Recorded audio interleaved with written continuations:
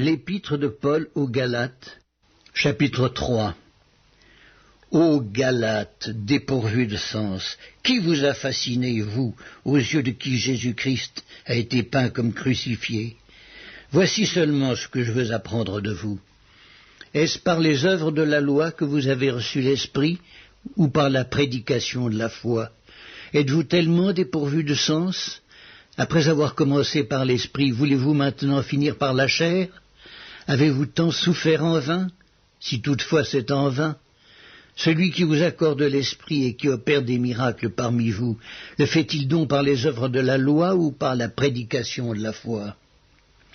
Comme Abraham crut à Dieu et que cela lui fut imputé à justice, reconnaissez donc que ce sont ceux qui ont la foi qui sont fils d'Abraham.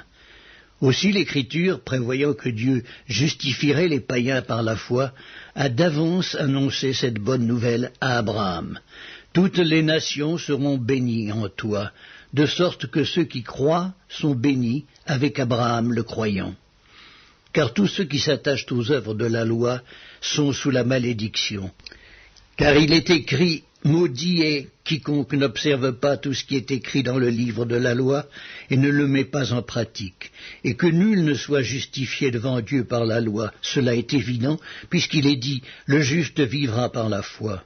Or la loi ne procède pas de la foi, mais elle dit: celui qui mettra ces choses en pratique vivra par elles.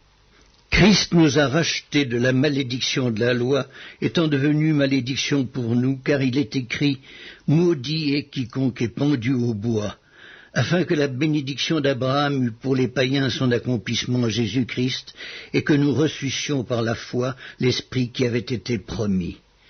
Frères, je parle à la manière des hommes. Une disposition en bonne forme, bien que faite par un homme, n'est annulée par personne et personne n'y ajoute. Or les promesses ont été faites à Abraham et à sa postérité. Il n'est pas dit « et aux postérités » comme s'il s'agissait de plusieurs, mais en tant qu'il s'agit d'une seule, et à ta postérité, c'est-à-dire à Christ.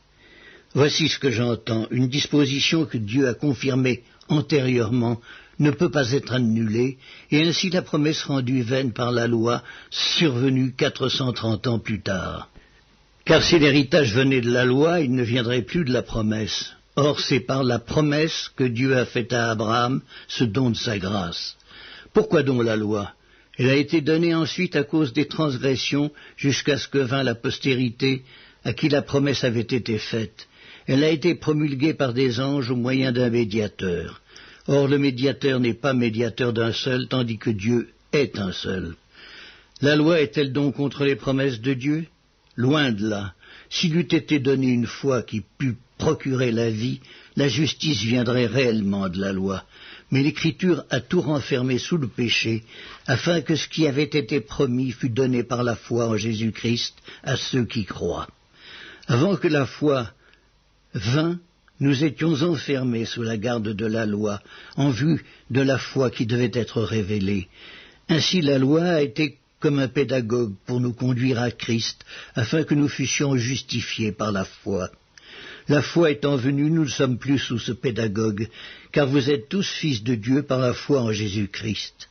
Vous tous qui avez été baptisés en Christ, vous avez revêtu Christ. Il n'y a plus ni juif ni grec, il n'y a plus ni esclave ni libre, il n'y a plus ni homme ni femme, car tous vous êtes un en Christ, et si vous êtes à Christ, vous êtes donc la postérité d'Abraham, héritier selon sa promesse.